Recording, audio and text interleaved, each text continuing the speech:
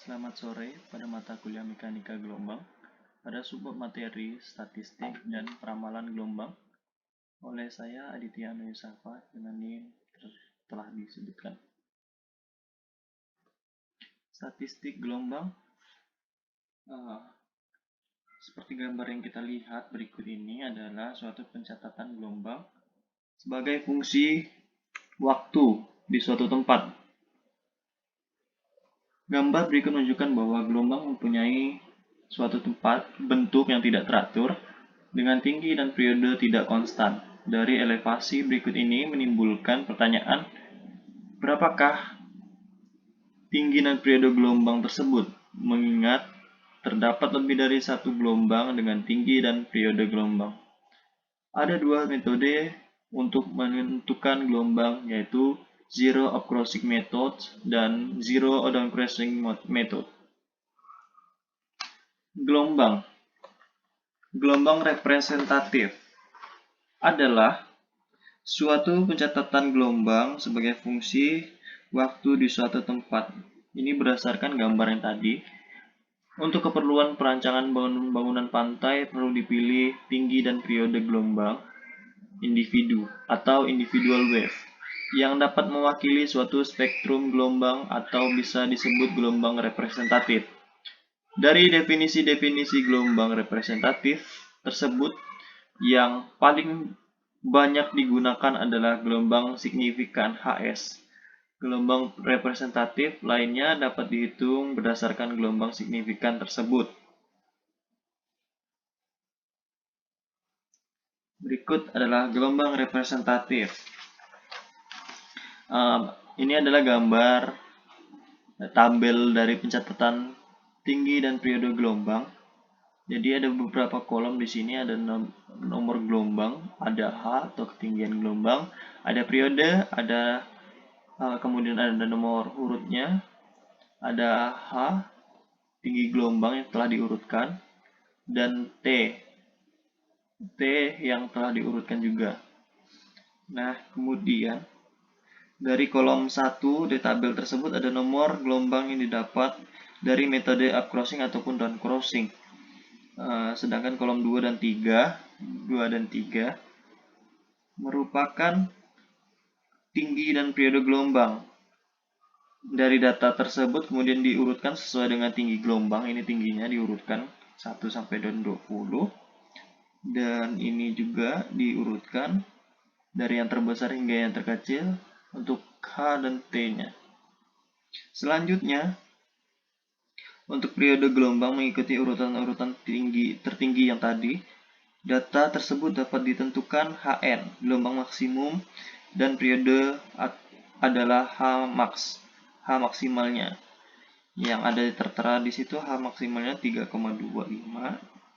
meter untuk H max dan untuk T max-nya 8,4 detik. Gelombang 10%, H10 adalah N sama dengan 10% kali dengan 20 sama dengan 22 data. H10 sama dengan 3,25 ditambah 0,5.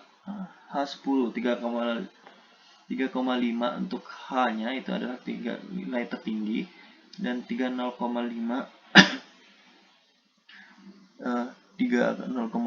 merupakan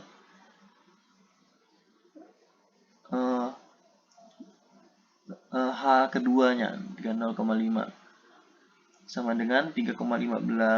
T10 sama dengan 8,4 tambah dengan 8,3 yang ini sama dengan 8, dibagi 2 sama dengan 8,35 detik. Begitu juga dan gelombang 33,3%-nya gelombang signifikan HS adalah sebagai N 33,3% kalikan 20, jadi 6,6 dibuat menjadi 7 data. H33 jadi diambil 7 data dari H33 3,25 sampai 7 per 7 sama dengan 2,68.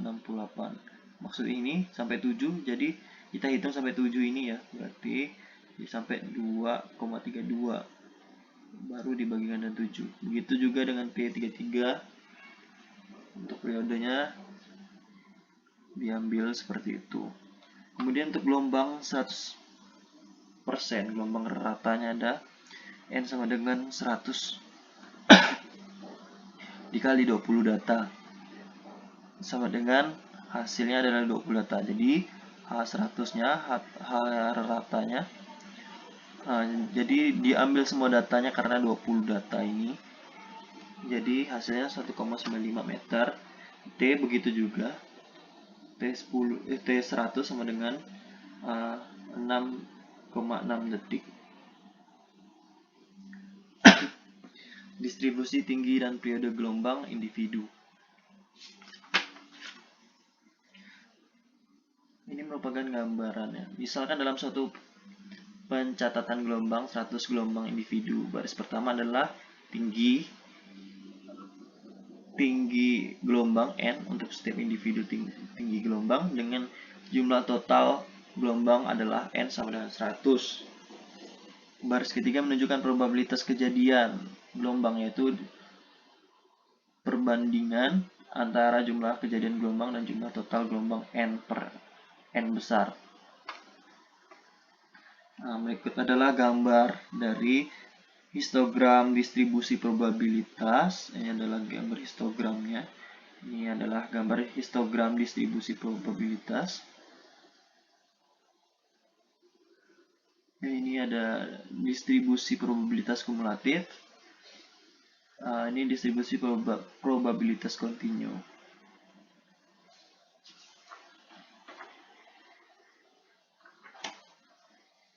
Untuk fungsi distribusi Rayleigh mempunyai bentuk sebagai berikut. Ini adalah distribusi Rayleigh.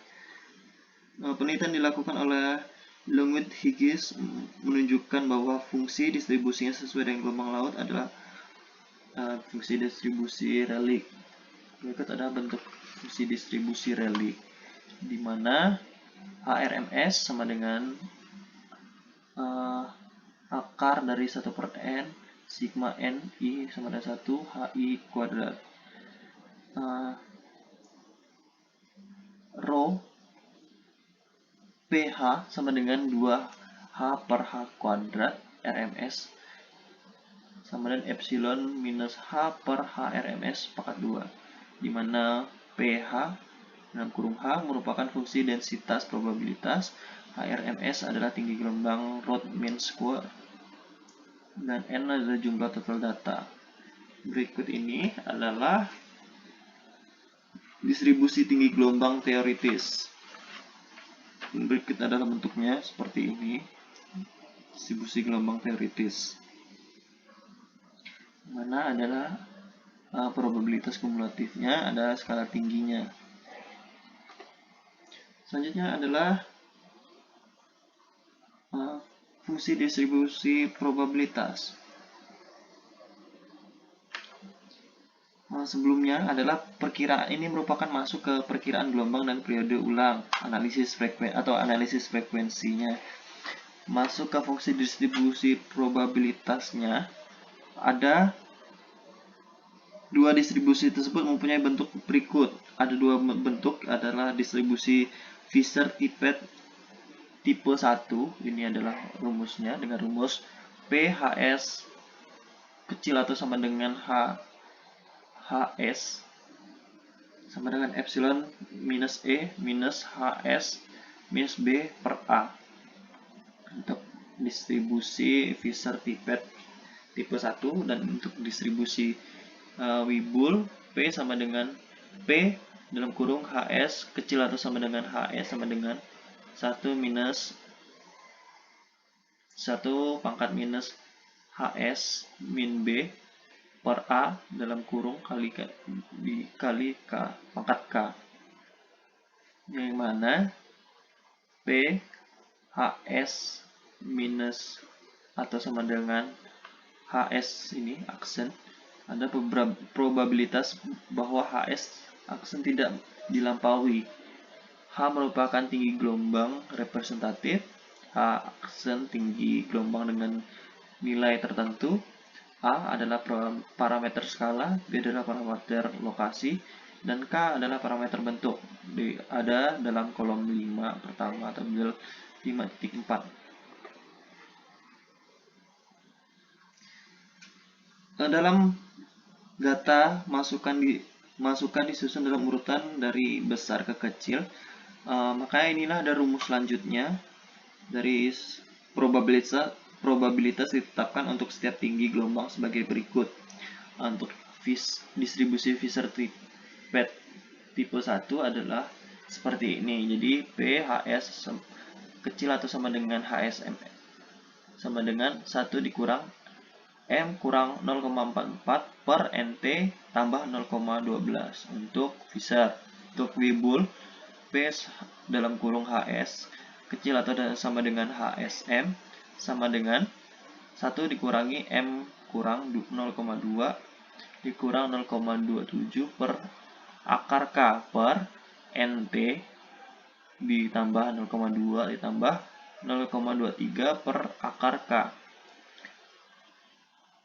Dimana keterangannya di sini adalah P dalam kurung HS kecil atau sama dengan HSM adalah probabilitas dari tinggi gelombang representatif ke M yang tidak dilampaui. HSM adalah tinggi gelombang urutan ke M. M merupakan nomor urut tinggi gelombang signifikan dan NT adalah jumlah kejadian gelombang selama pencatatan. Untuk gambaran ini merupakan parameter dari A dan B. Dihitung dari metode kuadrat terkecil dari setiap distribusi yang digunakan. Hitung berdasarkan analisis regresi linear dari hubungan berikut. Ini merupakan analisis regresi linear di mana YM diberikan oleh bentuk berikut untuk disebutkan Fisher-Tropsch 1, dan ini untuk distribusi Weibull untuk mencari YM. Untuk selanjutnya adalah periode ulangnya. Tinggi gelombang signifikan untuk berbagai periode ulang dihitung dari fungsi distribusi probabilitas dengan rumus berikut. Rumusnya adalah HSR sama dengan A aksen YR plus B aksen, mana YR diberikan oleh bentuk berikut untuk distribusi Fisher-Tropsch dengan rumus YR sebagai ditunjukkan pada gambar, sama dengan minus ln dalam kurung minus ln dalam kurung 1 kurangi 1 per LTR merupakan Fisher-Tropsch. Untuk Weibull sendiri adalah YR ln dalam kurung L kali TR dalam kurung pangkat 1 per K, di mana HNR maksudnya ini HSR adalah tinggi, HNR maksudnya ya, HR adalah tinggi gelombang signifikan dengan periode ulang TR. TR adalah periode gelombang per tahun, K adalah panjang data dalam waktu tahun, dan L merupakan rata jumlah kejadian per tahun. Untuk interval keyakinan,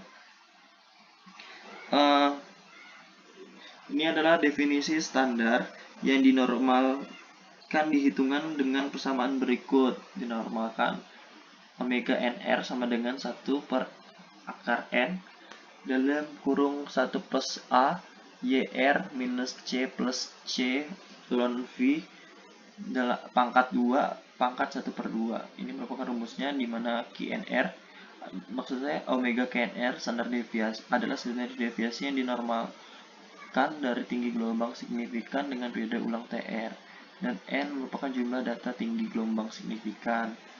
Yang ada untuk mencari data A-nya seperti ini, di mana A1, A2, E, K ada koefisien empiris yang diberikan oleh tabel 5.4. Ini adalah 5.4. V-nya sama dengan N per NT. Ini merupakan tabelnya.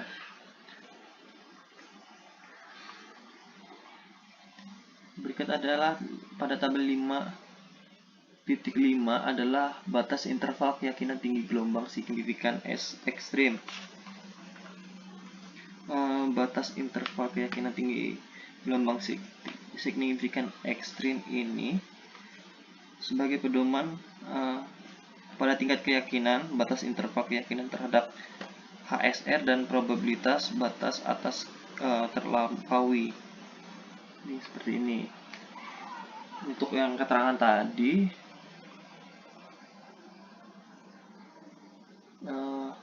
ini untuk selanjutnya adalah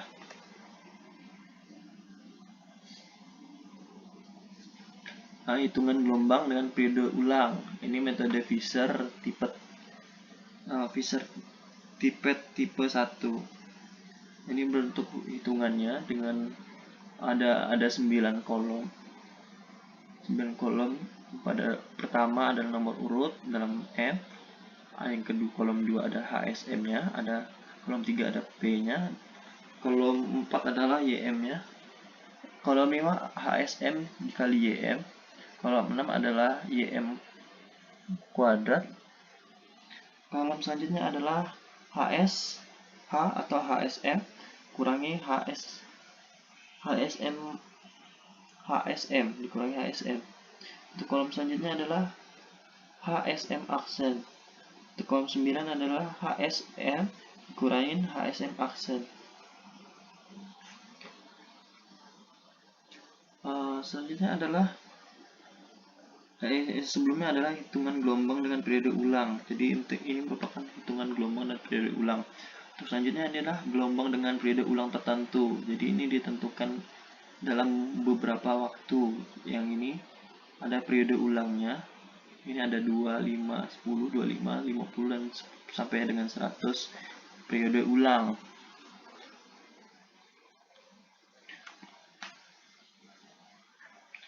Selanjutnya adalah untuk metode Weibull. Untuk metode Weibull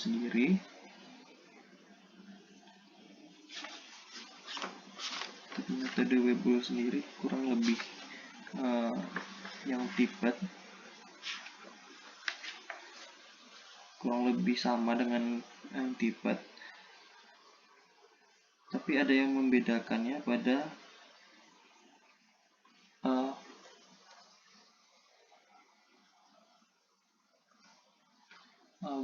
jadi pada metode Weibull dan Tippett kurang lebih caranya hampir sama. Yang membedakan hanya pada rumus seperti HSM, P, YM, ada yang membedakan sedikit, tapi cara hitungan gelombang dan dengan periode ulangnya dan gelombang dengan periode ulang tertentunya kurang lebih sama, dapat dicari Excel dengan bentuk yang sama seperti ini. Selanjutnya ada pembangkit gelombang. Pembangkit gelombang itu dibagi menjadi beberapa lagi. Ada pembangkitnya. Pertama angin. Angin itu memiliki distribusi kecepatan angin di daerah tegangan konstan. Profil vertikal di kecepatan angin mempunyai bentuk sebagai berikut. Jadi ini adalah rumusnya. Rumus distribusi kecepatan angin dengan keterangan sebagai berikut. Yang ini adalah U-nya kecepatan geser, K-nya adalah koefisien von Karman 0,4, Y-nya adalah elevasi terhadap permukaan air, Y0-nya adalah tinggi kekasaran permukaan, L-nya adalah panjang campuran yang tergantung pada perbedaan temperatur antara air dan udara, delta TAS. Dan yang selanjutnya adalah fungsi yang tergantung pada perbedaan temperatur antara air dan udara. Di Indonesia sendiri, mengingat perbedaan temperatur antara air laut dan udara kecil, maka parameter ini bisa diabaikan. Namun dari rumus yang ini, dari rumus yang pertama, adalah rumus yang lebih sederhana, yaitu rumus ini, rumus U10 sama dengan UY dalam kurung 10 per Y dibagi 1 per di pangkat 1 per 7. Jadi ini rumusnya lebih sederhana dibandingkan rumus sebelumnya. Selanjutnya data angin. Ini ada pencatatan angin tiap jam. Jadi kita dapat bisa menghitung dari data angin. Data angin bisa dari badan-badan statistik yang khusus menangani tentang perubahan iklim. Selanjutnya adalah ada tabel 5.12 data persentase kejadian angin Kemayoran pada 1974 sampai dengan 1987. Ini merupakan presentasinya dari hasil dari data yang telah didapat tadi diubah untuk menjadi mawar angin seperti ini. Selanjutnya ada konversi kecepatan angin. Versi kecepatan angin. Jadi dari gambar ini bisa ditarik garis untuk menentukan konversi dari kecepatan angin.